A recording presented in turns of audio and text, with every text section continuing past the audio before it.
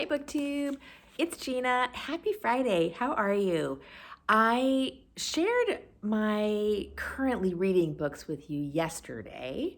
And so even though it's Friday and normally it would be a Friday Reads Day, I feel like I sort of did that yesterday. So what I want to talk to you about today is 4 of my all-time favorite preparations for Christmas books. A couple cookbooks and just some really cozy getting ready for Christmas rituals and routines. So let's get started. The first book that I want to talk about is Christmas with Rosamunde Pilcher.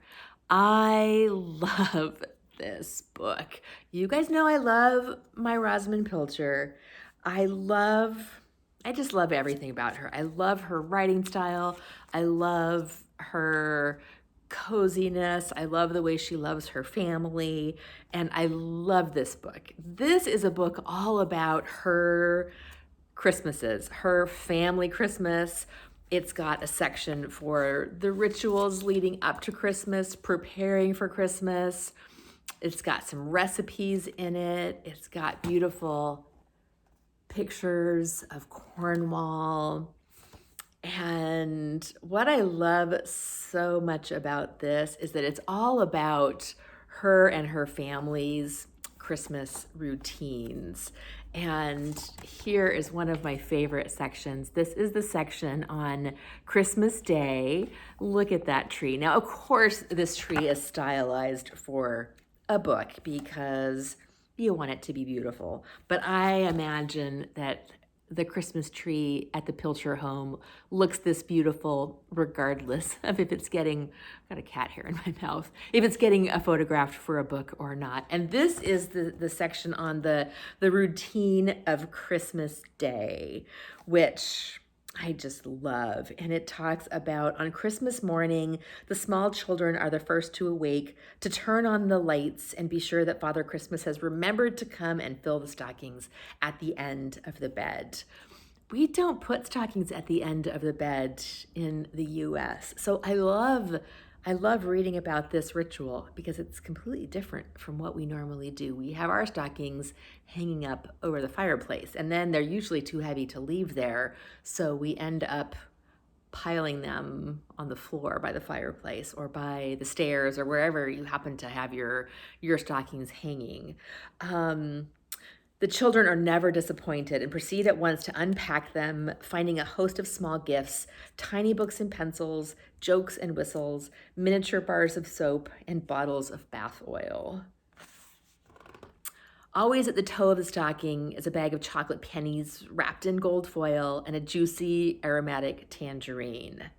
Now, I'm not sure how upfront Rosamund is about putting a tangerine in the foot of everyone's stocking, because I have a feeling if these kids got a tangerine in their stocking, they would riot. They don't really care about tangerines, but it's a nice thought. And Rosamund says the aromatic tangerine smell is a smell of Christmas. And that is not the smell of Christmas for me, but I love the idea of having a ritual of putting a tangerine in the foot of the stocking. I think my mom tried that one year, and I think we all looked at her like she was a little bit crazy, but I love the idea of it. And isn't that a great picture? So this is a section on Christmas, and there's some recipes in here, and look at lovely Rosamund with her dog and her spouse in their tweeds. Isn't that just adorable? I love that. So I love this book. I will peruse this every single year, read it, go back to it, look at the pictures, flip through it, just enjoy reading about the British rituals and routines of Christmas, which I love. And actually, you'll see a theme here. Actually, all four of these books are by British authors. The next one, I love this cookbook. This is Nigella's Christmas by Nigella Lawson. And I love Nigella. This is a really good book because it's got great recipes. It's got lots of really good pictures. I don't know if you can see, but I've got, oh, this is probably going to get me kicked off of BookTube, but cookbooks, it's okay to dog-ear corners, right? I've got my corners dog-eared for things I want to make. I have made her pumpkin, is it pumpkin or squash? Lasagna, which is so good. But honestly, mostly I love this book for the pictures, for the recipes, and I love Nigella's her voice. And I'll read you a little section because she says, "I'll be honest, I never thought I'd write a Christmas book. But then not so long ago, I never actually thought I'd become a food writer.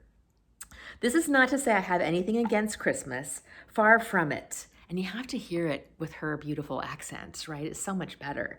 And I hear it in my head when I'm reading it. I hear it in her voice. Almost every book I've ever written has a chapter on Christmas. I wallow in it. I relish it. Isn't that fantastic? Can you see me? Sorry, I wasn't paying attention. I got so wrapped up in Nigella that I forgot to pay attention to you. I'm so sorry. I wallow in it. I relish it. Everything I believe in, essentially, that warmth and contentment and welcome and friendship emanate from and are celebrated in the kitchen, finds most cogent expression for me at Christmas. Isn't that wonderful? And then she just goes on. And so this is a really good book because every section opens up with an essay like that. Gosh, I wish she would write a book like Nigel Slater does, where there's predominantly essay and then a recipe. That would be fantastic. But I love this book. I flip through this book. I look at it. I don't make as much from it as I would think I do. But I love flipping through it every year and just getting ready for Christmas. That is a favorite. And I've had this for a long time and I absolutely love it. Next, along the same lines, of course, is Delia. You can't have a Christmas dinner without Delia Smith's Christmas. She's also, people have put her videos up on YouTube, and so I've got a playlist where I watch her Christmas videos, and she's so cozy and wonderful. And even though I don't really do a big Christmas dinner like this, our big dinner here for me is on Thanksgiving primarily. I love this book. I love getting in the spirit. I love reading her recipes. She doesn't have quite as many essays, which I wish she would have. So I spend a lot of time watching her YouTube videos, but this is what I love most about this book is she's got a section for the last 36 hours to prepare for your meal. And it starts out Christmas Eve, early a.m., last minute shopping. Christmas Eve mid-morning, the turkey arrives. Making your giblet stock. Preparing vegetables. And it's all timed with when you should do it. Now, I never make a meal so complicated that I have to prep it 36 hours in advance, which isn't exactly true because I do prep for things like Thanksgiving and I would prep for Christmas if I'm doing a Christmas meal. I generally keep it fairly simple. You know me. I like things to be very simple. But I just love, even if I'm not doing this page is Christmas Day at 11:30. Christmas Day at 11:45, Christmas Day at noon, fill a saucepan quite full with boiling water. Put it on the heat, and when it comes back to the boil, place a steamer on top of the pan and turn it down to a gentle simmer. Put the Christmas pudding in the steamer, cover and leave it to steam away until 2:15. You'll need to check the water from time to time and maybe top it up a bit. And it just goes on from there. It's like 10 pages of timing, prepping, getting ready. And even though I don't really do this much, I do a lot of getting organized, even for my fairly simple meals.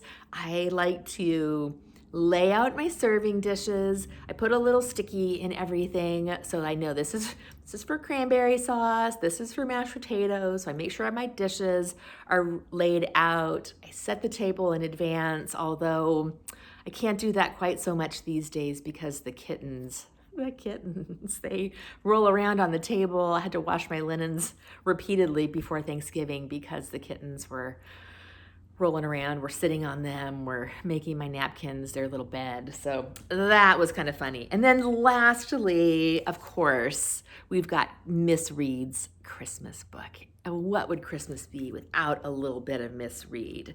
This is it's almost more of a compilation or an edited by Miss Read book because it's got songs, it's got carols, it's got snippets from books. It's got some snippets from her books, from Christmas at Thrush Green. So it's less about Miss Read's rituals, which, wow, I would love to read that book. Wouldn't that be fantastic? And more of, here's some recipes, here's some stories. I haven't actually read through this one completely. I just got this one last year, so I'm going to be reading this one this year. But here is one of the snippets is, look at, isn't that cute? One of the snippets is from The Wind in the Willows. It is when the villagers come to carol out front of the house, and they sing, and then it says, the voices ceased, the singers, bashful but smiling, exchanged sidelong glances, and silence succeeded, but for a moment only.